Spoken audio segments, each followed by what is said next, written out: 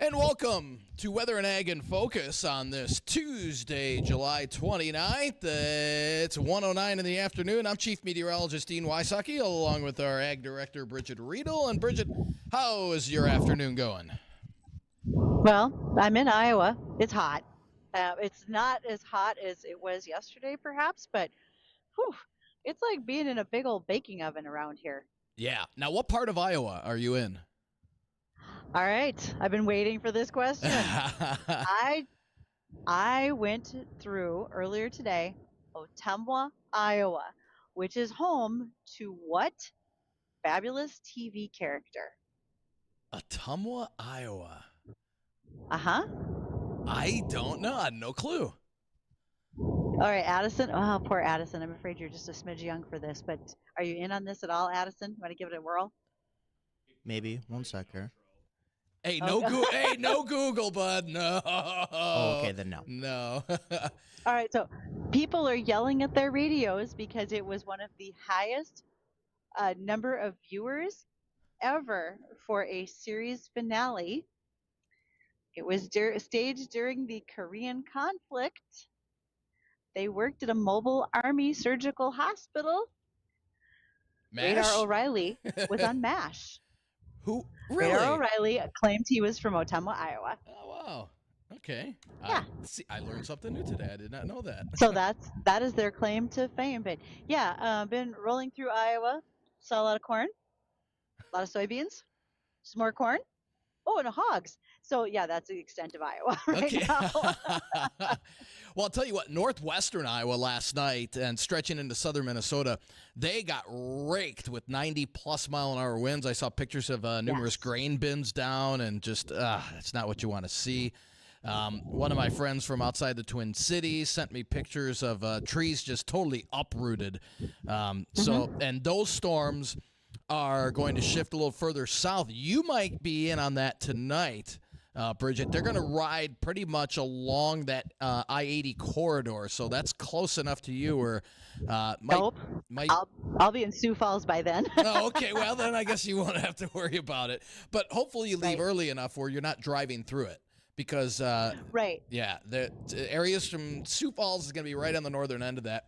I think most of it's going to be Nebraska, Iowa, but it's going to be close. So careful on your drive over to Sioux Falls later today. These reoccurring storms, as you said, we've seen uprooted trees, grain bins are down. This is a point in time where our corn is tall enough where if it's not well rooted, we could see corn that's laid over and or broken off, which will affect us at harvest. Last night in Centerville, South Dakota, there was a 15,000 head dairy that was affected. The barns were blown down and the parlor was destroyed. Oh. So they spent all night relocating 15,000 cows because they got to get milked. You don't just ask the cows to, you guys mind if you hold on for a little while? Or you gals, hold still. We'll get to you as soon as we can.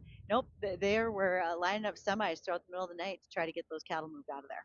Wow. Yeah. No, it's been, it has been a little rough weather-wise around here lately, and looks like things are going to quiet down here, at least in our area. That's good news over the next few days. We've got partly cloudy skies out there right now with temps in the mid and upper 70s across the area. We'll top out about 80 this afternoon with maybe a few isolated showers popping up. There's a little bit on radar right now south of Bismarck. Around the Wysocki area, and again, we're not looking at a lot, but we can't rule out an isolated pop-up shower as we head towards evening. And then tonight we'll have partly cloudy skies, upper 50s, and Wednesday, rinse and repeat, just like today. Sunshine, a few clouds billowing up in the afternoon, could see a few showers tomorrow, but again, many areas not receiving a drop with highs in the upper 70s. And then we'll stay in the upper 70s Thursday and Friday. Pleasantly cool mornings with lows in the low to mid 50s. Not bad. The only caveat is, unfortunately, we're going to see a little bit of that Canadian smoke. It's not going to be as bad as it was the other week, but we'll still, especially if you're sensitive to the smoke, you might want to limit your time outdoors later this week. And then the weekend, the winds turn to the south. That pushes that smoke out of here. But it also brings in more moisture and a chance for showers and thunderstorms over the weekend. I'm not seeing a washout by any means, but if you have outdoor plans this weekend, a slightly better chance for some showers and thunderstorms. Don't see any real summer heat returning until later next week. So if you're not a fan of the summer heat and humidity, you'll like the rest of this week. Looking pretty good. Well, I tell you what, for those of us who will be in Baltic, South Dakota on Thursday, and that includes you and me, that's actually a bit of a welcome relief because being able to be outside at an event like that, which is an outdoor farm show with live equipment demonstrations, booths to see, speakers to hear, it is kind of nice to have an opportunity to feel a little bit cooler rather than standing around and watching each other sweat. Oh, So that's right. okay for Thursday. Yeah. And there's a lot going on. That field site opens at 7 a.m. There's usually a line of cars moving in there at 6:30 in the morning. I will be there in time to do the morning shows, so we get a chance to get like that bird's eye view of what's happening right there at the facilities. Then I'm on a panel and leading that one at about 11 o'clock. We do our radio show from 11 to 2 on live on site. We have a couple of guests who are fan favorites, if you will. Tanner Wintenhoff.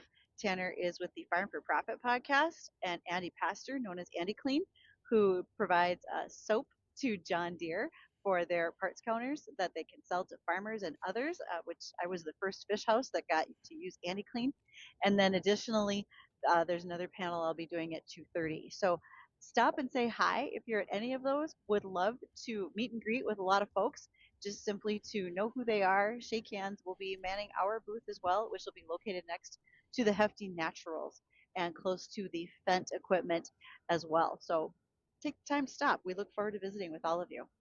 Absolutely, yeah. If you're down there, come on out and say hello. I know Bryce from Weather 2020 and the LRC. He'll be down there if you want to talk with Bryce as well about the LRC. So, yeah, it's always a fun time. They could stretch this over more than one day, I bet, though. And just to but the point of it is to keep it nice and compact so everybody can kind of get in and get out. Could you stretch it out? Sure, but I think that just dilutes the fact that you want folks to get in there, to get business done, because it's towards the end of the summer. We're thinking towards harvest. We are, everybody's had a busy year, and I feel like we lost a lot of summer this year with so many storm cleanup days that we've had to do. So I think this is a really good recipe of what they're doing right there. Good deal. And we've got a different guest coming up here, Bridgette. You lined this up, and Justin is in house here already. And I've been talking with him behind the scenes, and very interesting. He raises popcorn. You don't see too much of that in North Dakota. Most of the popcorn for the United States is raised in states like Missouri. And Justin Halvorson of the Sheldon, North Dakota area, he raises popcorn up here. In fact, a friend of his gave me a sample of some homegrown popcorn from up by Gilby as well. And I have a lot of questions. I hope the rest of you do too. So get ready to call us on the JLA insurance phone line at 701-293-9000. And we will return after a market update from the American Ag Network.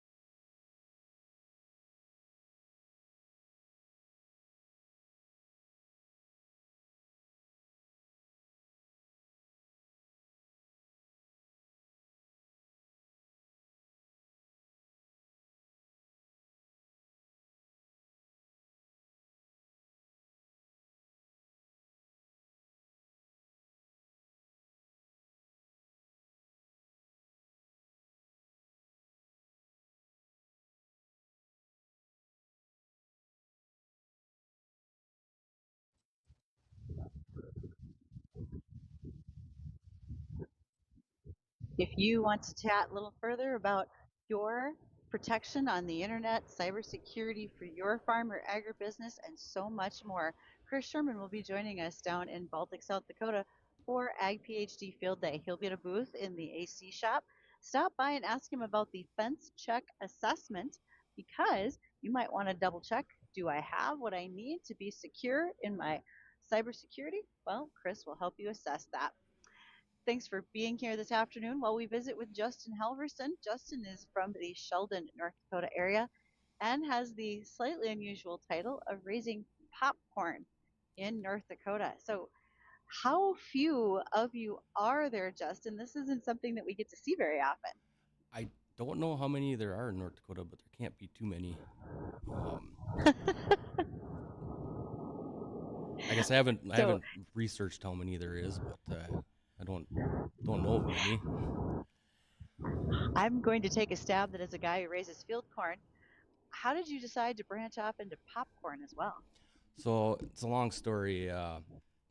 I used to be on the North Dakota Corn Growers Association, and we pop popcorn at the booth at Big Iron every year. And our executive director, Brenda Elmer, she came up with the idea, why don't we get a board member to grow some popcorn so we could pop North Dakota popcorn at the booth. And I took that into 6 acres. Now, what does 6 acres yield in terms of, okay, so people are buying popcorn at the store. What does 6 acres yield? I think I had about 600 bushel. Wow. In the bin. Wow. So I mean, in traditional corn, whether it's for feed, we want these hot, humid days with moisture. Is that the same for raising popcorn too? Does it like the same weather conditions as well? Yep. Okay. Yep. It's just like same weather as field corn. So it's not like the cartoons where if it gets too hot, you see the actual fields, the corn just pops. Nope. Okay. Well, I had worries about if it was going to be too wet. It's like I can't put it through the dryer to dry it. So it was a little on the wetter side when we combined it. So I just put it in the dryer bin with a big fan on it, and we ran a bunch of air across it. Okay. Because it's got to be, it seems like about that 12, 13 moisture. If it's too wet, it doesn't pop right. And what's the difference between harvesting popcorn opposed to feed corn or sweet corn? Not much. I use the same combine and everything. I had to change a few settings on it, but okay. Yeah. Just got to clean it out really well before you start. Right. Interesting. Well, for the field corn and the popcorn, but sweet corn, you would not be running through a combine. No. Yeah. Sweet corn is more of a hand harvest. Yep. So, Justin, when it comes to the popcorn, do you see any variance in seed? Like if you held the seed up to a kernel of field corn, you would be able to tell the difference very clearly, correct? Oh yeah. So, story last year when I was going to plant it, I thought I'd just use my corn plates, regular corn plates, and we opened the bag up, and I'm like, I don't know if this is going to work because it's a really small seed. And it worked kind of, but it was kind of not the greatest stand. So this year when I planted it, I went and got some popcorn or plates that were made for popcorn size seed. So when you're doing this, are you planting and fertilizing at the same level that you're doing for your field corn? Yeah, basically. And I side dress it like I do my field corn. All right. You said that moisture content, about 13 to 14%. How does that compare as to where you're normally trying to take your field corn out of the field? Yeah, field corn, take it, like to take it 18, 21 and then dry it down in the dryer to, 15 or whatever. So you want it a little drier than field corn. Is it short? Like sweet corn, you can tell is a size difference. Yeah, before I came in, I just walked out in the field there. It's starting to tassel, and yeah, it's shorter corn. It's about head high or whatever where the tassels are at, so it's a little shorter than field corn. Now, Bridgette, you said that the majority of popcorn is grown in. Did you say Mississippi? Missouri. Oh, in Missouri. Missouri. Why Missouri? And I think, Justin, you can help me with this. It depends on your hybrid because it likes a longer day length, generally speaking, Yeah. for what they're raising, depending on how they're going to use it. Go ahead. So how I found the seed was I went to our local co-op, Plains Grains and Agronomy in Enderlin, and we just pulled out the garden catalog, and the lowest day stuff they had catalog had was 98 day. So I figured I've raised 98 day before, so we tried that, and that's what I've been growing. Huh. So Interesting. do you have a resource person that is like, hey, this is my corn growing pal, and you get to go ask them a bunch of questions when it comes to what to do here or there? No, I kind of just researched it online. Is kind of what I did. Okay. Um, And because go ahead. no one really knows about it up here, so I kind of research it online is basically what I found my information from. And so, you've been raising corn for popcorn for how long now? A year? Last year was the first year. Last year was the first year. Yep. Do you find it more? Do you like it more so than raising feed corn, or it doesn't matter? It doesn't matter. It's No. I just wanted a little more diversity and something, commodity prices are down right now, and something that maybe could add to the farm. Right. So Kind of diversify things a little bit. Yep. All right. So one of your board members with Corn Growers is a friend of mine as well, and he dropped off what looks like black popcorn seeds. And I can pop it in an air popper or in a kettle, and he told me that it's going to pop white with a black center point to it. So is your popcorn like that? Do you have a variation in colors or difference in taste of any sort? Mine's called a yellow popcorn, so it kind of a off-white kernel. Mushroom or whatever you call it. So it looks like normal popcorn or whatever. But when I first tried it after we harvested it, it seemed like it had kind of a little bit of a sweet taste to it, a little bit. So I don't know.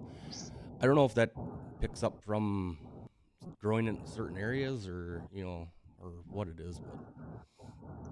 Are you just going to get a cow so you can make butter to go with the popcorn? Yeah, it's well, I ended up with high blood pressure, and I can't use too much salt and butter now, so I've been eating it just plain, and I think it's good. So if you put your like a blind taste test, if you put your popcorn next to, let's say, some leading brand that you buy in the store, can you tell the difference? I haven't tried that yet, so No? I might have to do that. Okay. So. So, all right, I've got a lot of questions in regards to, is there a difference in how you store it, where you're selling it for people to get a hold of it, and so much more. But we're going to touch on those when we return from our bottom of the hour news. So we want to make sure to open up that phone line for folks who have questions as well.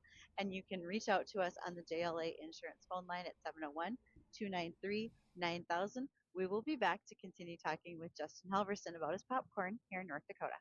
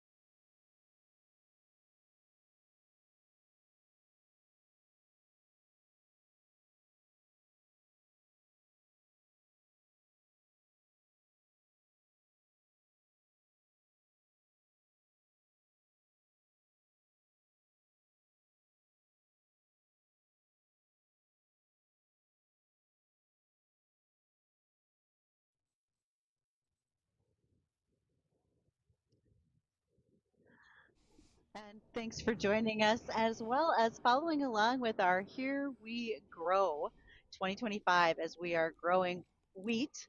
And we have a couple of sponsors who've been a big part of that as our crop is approaching harvest very soon. Thank you to the folks over at Ellingson Drainage. It's been fabulous to work with them on the last 3 years of our project. And just remember, farmers are taxed on what the soil could produce, the productivity index. Paying highest tax but not getting maximum yield to match your taxes is not a great place to be. So tiling could be the answer to this. And then also to Codeco Fuels. They keep your farm running not only with diesel, but gasoline, also bulk oils, and propane for those corn dryers if we need them later this year. So thanks to those folks for helping us out. We are visiting with Justin Halvorson. He is from the Sheldon, North Dakota area, and we're talking about him raising popcorn. So, Justin, I mentioned Ellingson Drainage. Does popcorn have a preference about whether or not their feet are wet, so to speak? Because know that we tile cornfields for a particular reason. Does popcorn require drier soil? It seems like it's just like a normal field corn plant for water needs and stuff. So. And Justin, so you've been doing this for a year now. What are your plans? What are your future plans? How do you want to grow this? Do you want to be able to sell this in the stores, or what's your outlook?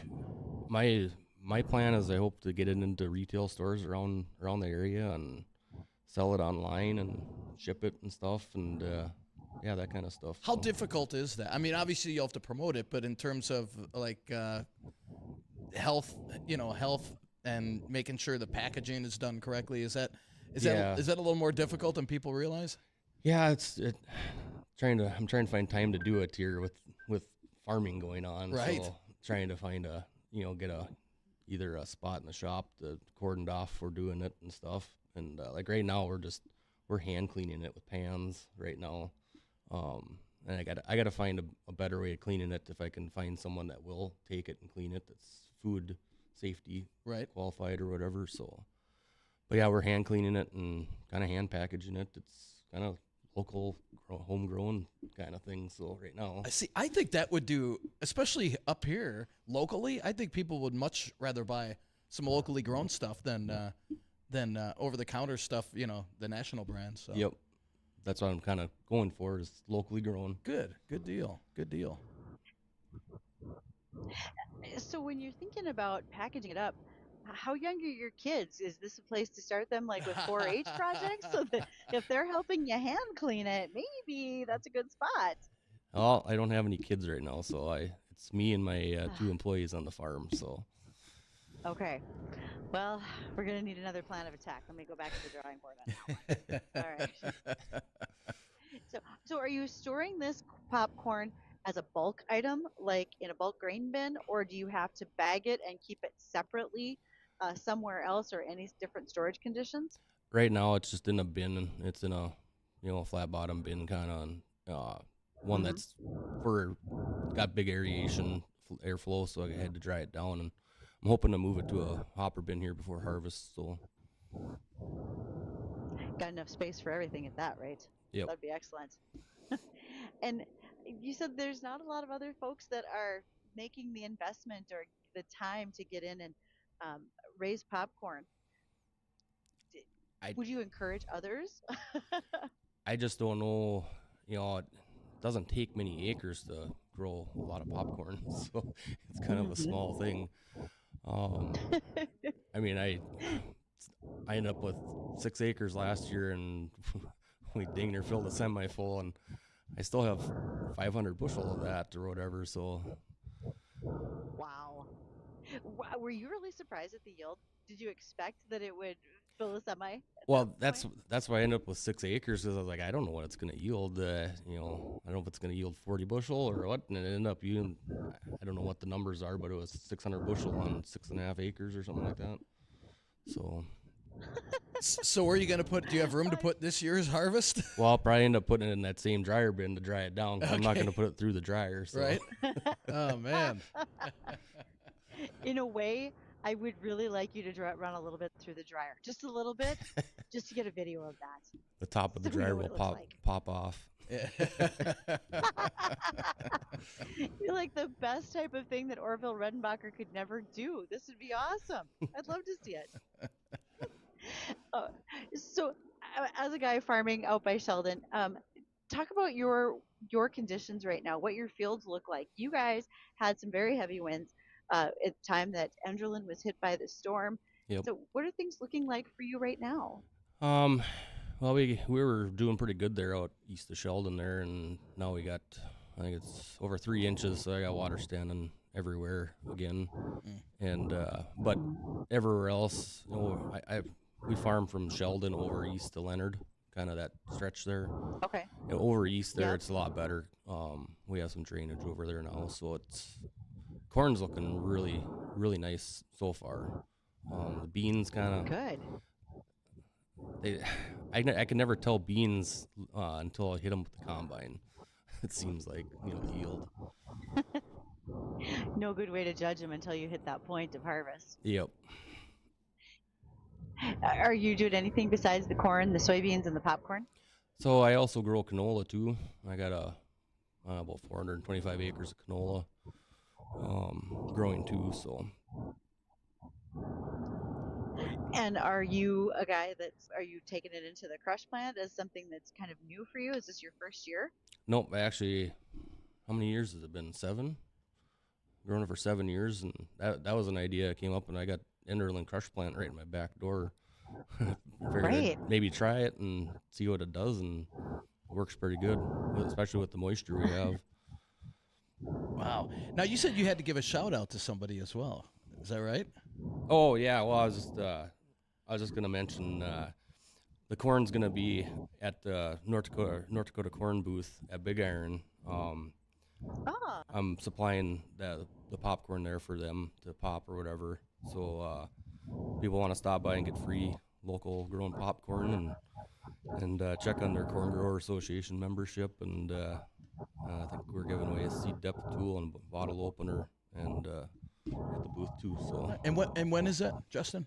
Big Iron, Yeah. What are the dates on that for people that don't know? 9th, 10th, and 11th of September. All right. of September. Yep. And so, Justin, with corn growers, were you one of the guys that was recently in Washington D.C. doing some lobbying? No, I wasn't. Okay, but you have done that in the past as a member of the board. Yeah, I was. Well, I'm termed off on the board a couple years ago. Sure, So, but yeah, I was in DC 5 years ago, somewhere in there.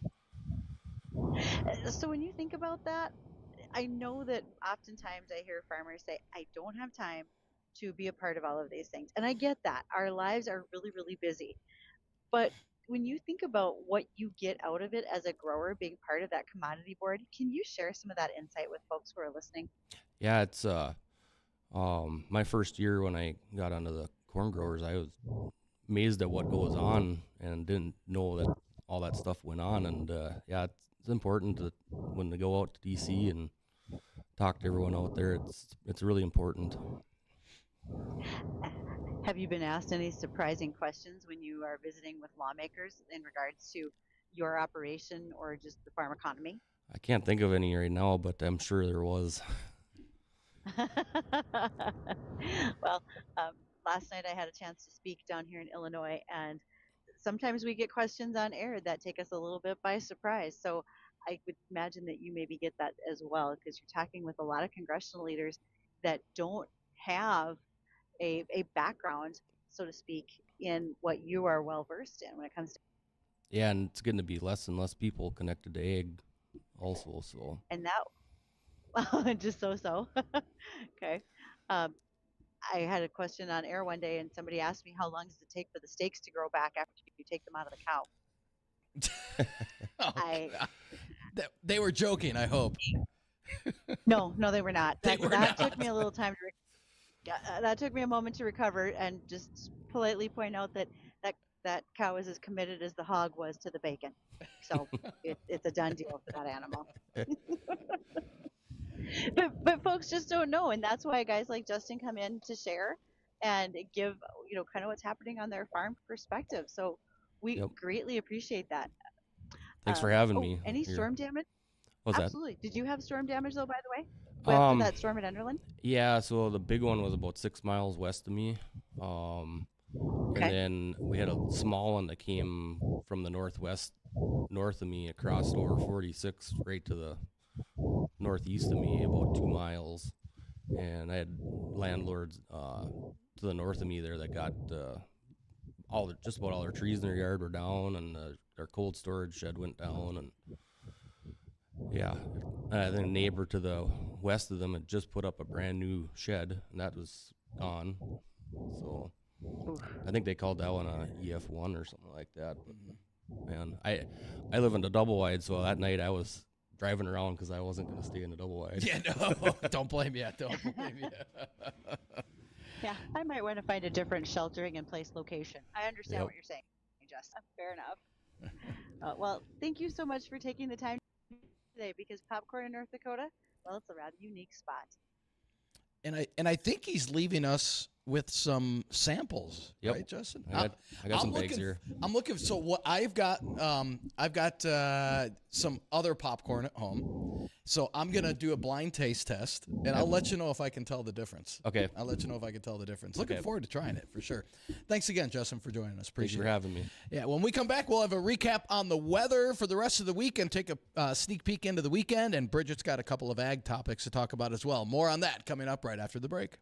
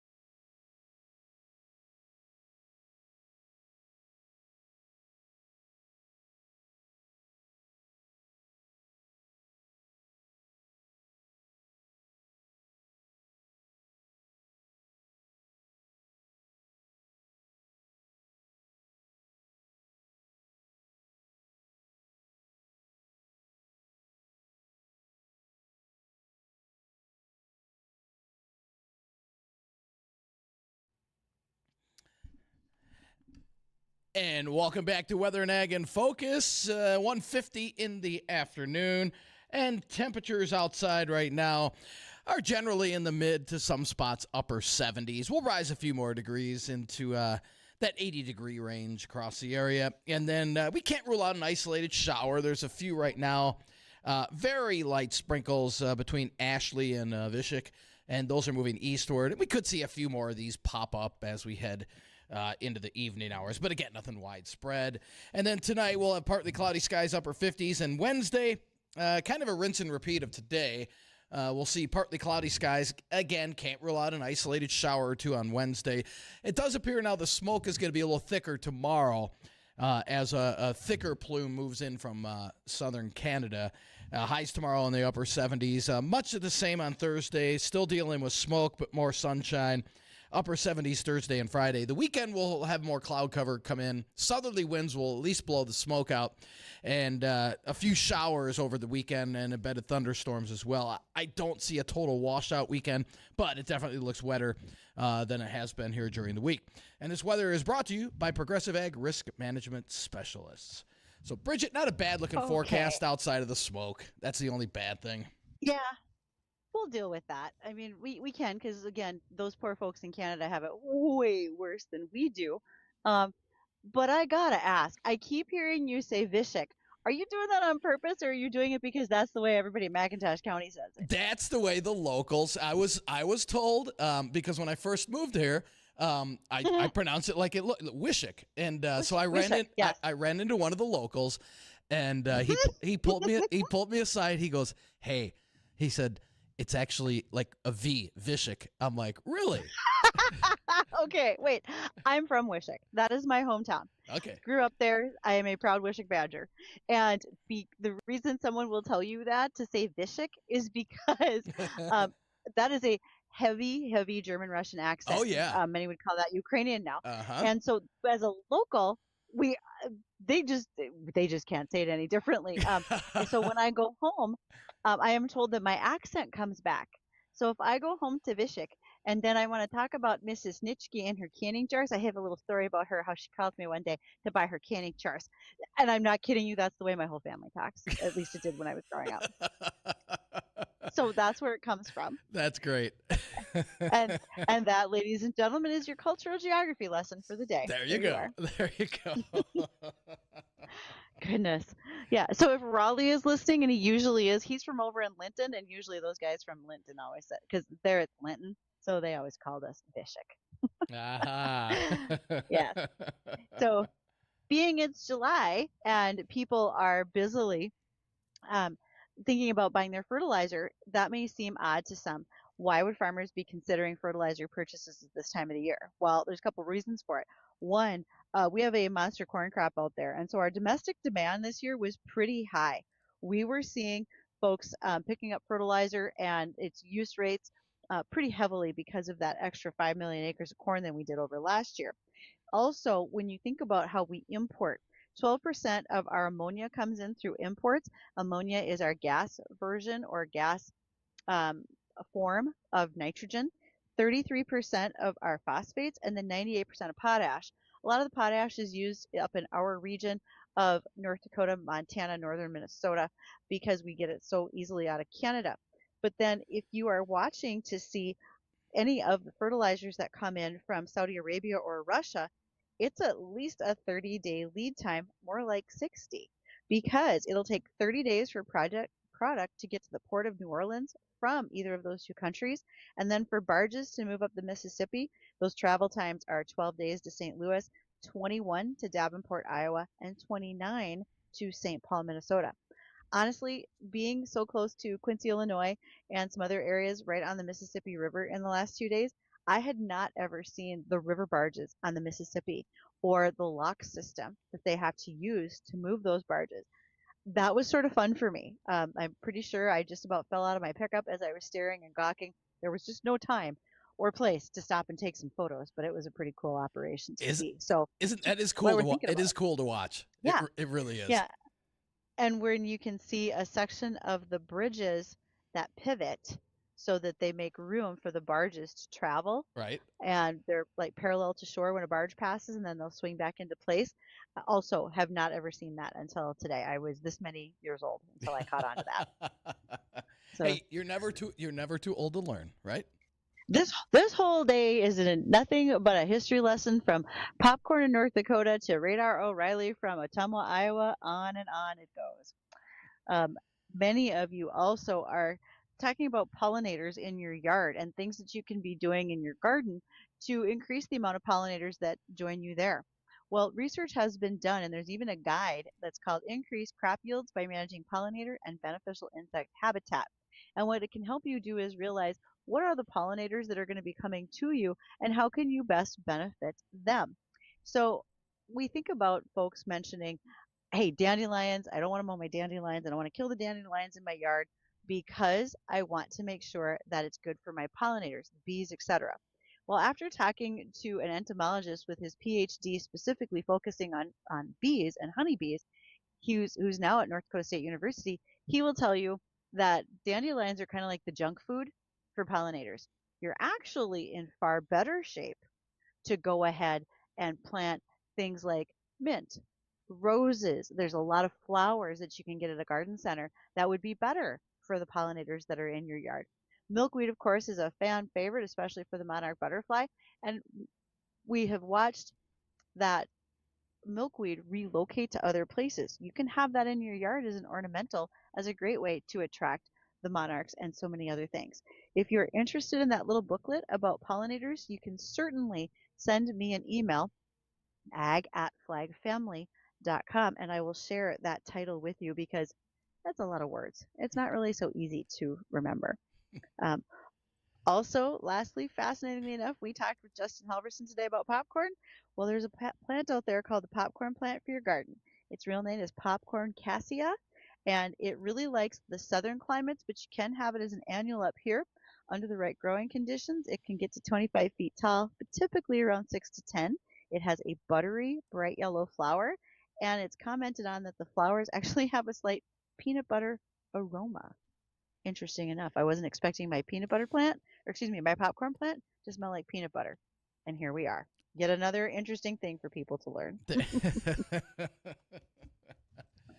So yes, all those things going on and more in agriculture today. Yeah, and again, if you didn't catch us earlier, both Bridgette and I will be down at Hefty in Baltic on Thursday. So if you're going to be down there, be sure to stop by and say hi to us. Looking forward to seeing a number of folks. I might be bringing down a couple of, I got to check, but I might be bringing down a couple of rain gauges as well. Maybe we can give some of those away. Never know. In fact, we're going to kick the week off with Wednesday weather trivia before we get to Baltic. Then we'll start Wednesday weather trivia tomorrow. Maybe there's more rain gauges in our future. There you go. Well, for Bridgette and myself, I want to thank everybody for joining us. Don't go anywhere, though. Jay Thomas Show is coming up next.